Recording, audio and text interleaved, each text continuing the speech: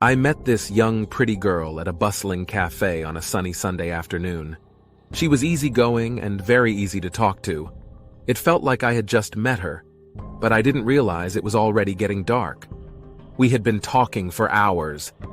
That's when I knew I wanted to see her again. I called her that weekend to hang out at my place, and she met my parents. I know, it was too fast, too soon, but I just knew she was the right person. It felt like she was the one for me. My mom liked her so much that she invited her to stay for dinner. She ended up staying the night with me. She then told me that she had 2 kids. She said she wanted to tell me since the first date, but was afraid I would bail on her. Honestly, that was a bit unexpected for me, but I liked her so much, as if I was in love with her, so I reassured her that I supported her and accepted everything about her. She asked me if I wanted to see her house. I said yes. As we were walking towards her house, she told me about this odd hobby of hers, making wax figures according to things she liked. For example, when she was a kid, she liked this one particular bird, so she would go home and make a wax replica of it so she could keep it with her forever. When we went to her house, I was a little stunned.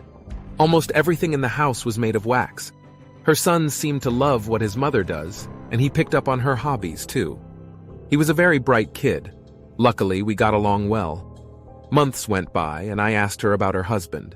She said he left her years ago and her other son died of cancer. It was really heartbreaking for her, so she made a wax replica of her son. I asked her if she could show it to me, and she said yes. I was a little shocked when I saw the replica because it looked exactly like the picture she showed me. I applauded her for her talent.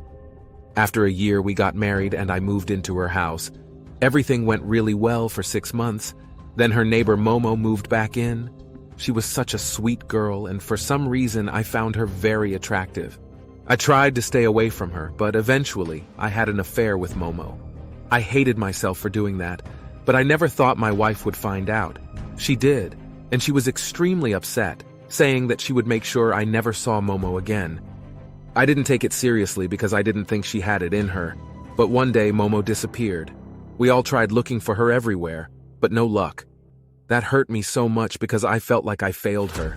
One day I decided to go up in the attic just to have some quiet time alone to think about what I should do next.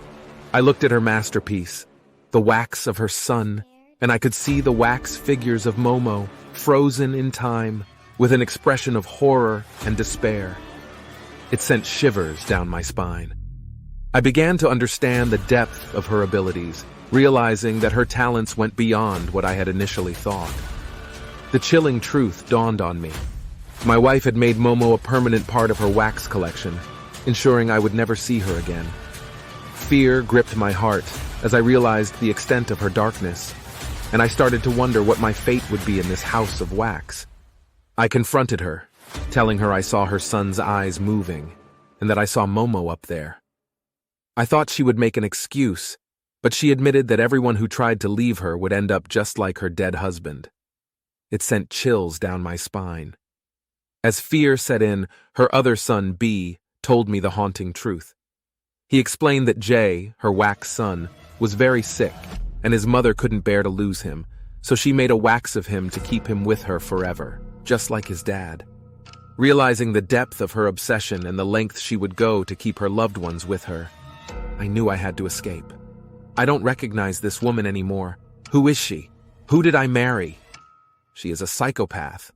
So I made a plan to leave while she was away, but every step I took felt like a step closer to the clutches of her horrifying artistry. The house seemed to close in on me, every wax figure a haunting reminder of the fate that awaited those who dared to try and leave her fucking twisted world. I left that place and her, but her sweet yet sinister smile remains unforgettable, and I still have a nightmare about it.